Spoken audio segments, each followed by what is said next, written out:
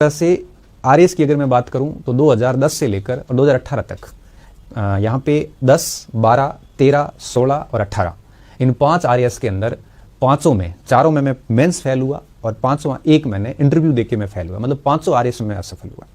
अगर मैं आईएएस की बात करूं, आईएएस के 4 कंटिन्यू अटेम्प्ट लिए, चारों बार मैं मेंस में फेल हुआ। अगर मैं एसएससी की बात करूं तो एसएससी सीजीएल लेवल पे मैं ग्रेजुएशन लेवल के अंदर एसएससी मेंस में इंग्लिश में डिस्क्वालीफाई हुआ और मेरी मेंस की कॉपियाँ चेक नहीं हुई। अगर मैं एसएससी पहले मैट्रिक लेवल आती थी, उस मैट्रिक लेवल में कंटिन्यू 2 बार फेल हुआ। ठीक है, मतलब जितने भी एग्जाम दिए थे मुझे बहुत अच्छे से याद है, करीबन मैं 15 से 20 एग्जाम में फेल हुआ। तो आज जो आप मुझे देख रहे हैं, आपको ऐसा लगता होगा कि सर कभी फेल नहीं हुए होंगे। मैं आपके सामने बता रहा हूँ, मैं कम से कम 10 से 15 एग्जाम में फेल हुआ। तो बात ये नहीं, अच्छा अब जैसे वो फेल हो गया कोई बात नहीं, लेकिन उसके बाद मैं सेकंड ग्रेड में भी पास हुआ, हेडमास्टर में भी हुआ, फर्स्ट ग्रेड में भी हुआ, कॉलेज में भी हुआ। जब ये सारे एग्जाम पास किए ना, तो मेरी जितनी भी असफलताएं थी वो सारी दब गई। तो विद्यार्थियों, होता है क्या, जब आप एक सफलता प्राप्त कर लेते हैं तो 20 असफलताएं वहीं पे दब जाती हैं। तो हमें ये लगता है कि हम जिंदगी में असफल हो गए हैं, लेकिन असल कहानी कुछ और है। असल कहानी ये, जैसे आज आप रीट में फेल हो गए और कल को अगर आप सेकंड ग्रेड या फर्स्ट ग्रेड बन गए तो ये रीट की असफलता कहीं काम नहीं आएगी और आप इसका पॉजिटिव रूप से उपयोग लोगे। आज मैं बड़े गर्व के साथ कहता हूं मैं फेल हुआ था, और अगर आज मैं कहीं नौकरी नहीं कर रहा होता तो निश्चित रूप से मुझे बताते हुए शर्म आती कि मैं फेल हुआ था और ऐसे ऐसे एग्जाम में फेल हुआ जिसके मैंने बाद में कई सारे बैच लिए। तो आज जैसे ही मैं प्रोफेसर बन गया, तो आज जितने भी पहले मैं जिस एग्जाम में फेल हुआ था उन सारे एग्जाम को मैं दावे के साथ और बड़े शान के साथ कहता हूं कि मैं फेल हो रखा हूं। और मुझे ये कहते हुए बिल्कुल शर्म नहीं आती कि मैं फेल हुआ हूं। मैं हुआ था फेल, और तैयारी करने के बावजूद फेल हुआ था।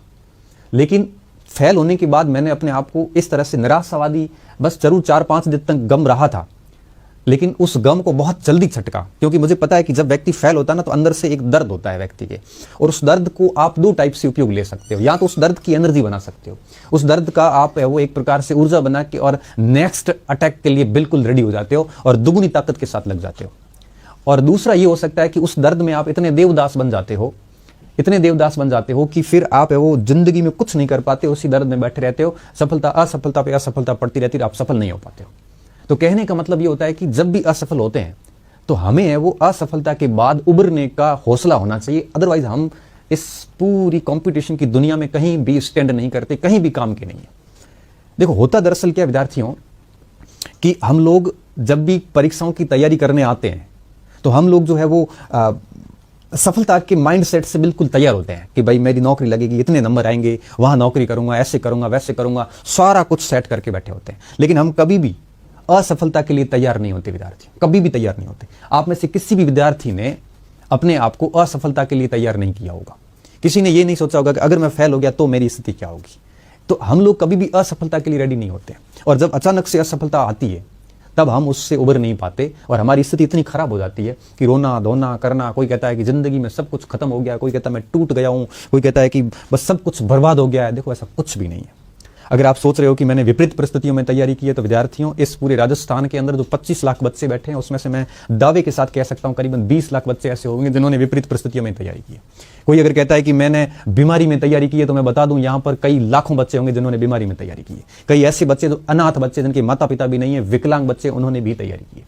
कोई कह रहा है मैं हाउस वाइफ हूं, मुझे टाइम नहीं मिला, मैंने बहुत मुश्किल से तैयारी की। मैं मानता हूं कि ऐसी स्थितियां होती है, लेकिन एक और चीज बता दूं, ऐसे हजारों बहनें हैं जिन्होंने हाउस वाइफ रहते हुए भी तैयारी की है। तो अगर आप जो सोच रहे हो ना कि मैं दर्द में हूं, ऐसा दर्द विद्यार्थियों लाखों स्टूडेंट्स को है। आप अकेले नहीं हो, इस सृष्टि में ऐसा कोई व्यक्ति नहीं है जो असफल नहीं हुआ हो। तो आप क्यों परेशान हो रहे हो?